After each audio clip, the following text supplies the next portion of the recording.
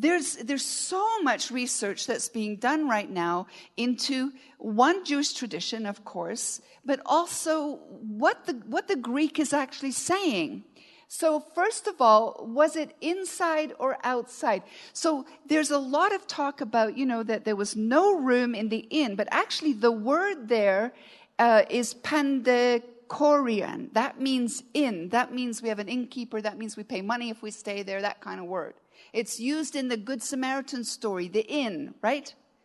But the word pandekorion is not used in Luke.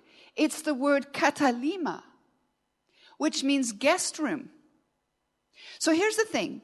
In a home back then, and I'm going to see if I've got it next, you would have a lower level where the animals would come. That would be sort of the lower level of the house, and there would be a place in that house where there were mangers for the animals to feed from. And so the animals, which were their most prized possessions, would have access to the lower level of the house. And there would be mangers where the food was, right? And then in the top level of the house, you would see the stairs up there. There would be a family living area, and that's where they would eat and sleep, and everybody would be doing this together. And then there would be, if you had guests and they were uncomfortable being with your family, you would put them in what was called the guest room. But even though Joseph arrived early, all the guest rooms were full. All the families had said, "Come on early, let's have a party. Come on over." And so when they got there, the guest rooms of all their relatives were full. And so they said, you can stay, but we're going to have to put you in the place underneath where we're sleeping. And animals might come in and out, but there's no room.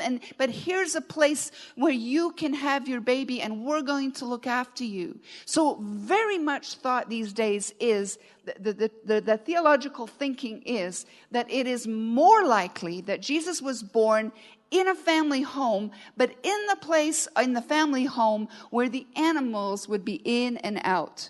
They would be brought in the night so that they wouldn't be stolen, right? It's very much like a Maasai village. Have you been to Maasai and gone into a manada? And you go in, and the first place you come to is the room for the goats, right? I don't know how many Maasai we have in the room. And for a Westerner, that's always a little bit of a shock. That's the first room. Oh, the goats. Hi. And then you move on into the living room. And first time I ever went, I was like, oh, that's different. But then they explained, you know what? We want the goats in at night because there's people who steal the goats. I'm like, oh, well, that makes sense. That makes a lot of sense. And then you go into the middle room, right? And there's a bed here, and there's a kitchen here, and then there's a bed there, and that's all about that wide. Do you know what I'm saying? And everybody's sleeping and eating together. And this was very much like the Middle Eastern cultures. But there was no room in the guest room for Joseph, who would have been a grandson or a son of somebody coming home, and they would have welcomed him. Here's where it gets even trickier, though. And I thought this was kind of neat. Someone set it up in Lego, trying to show there was a living room up there, but they would have put their baby in this manger. And by the way, I want to go back to the manger for a moment. That is an actual Middle Eastern manger where the animals would have been fed. And these mangers would either have been dug into the floor, or they would have been separate standing things. And I'm so sad to say, they weren't made of wood and have lots of straw in them. They were very cold, hard stone things.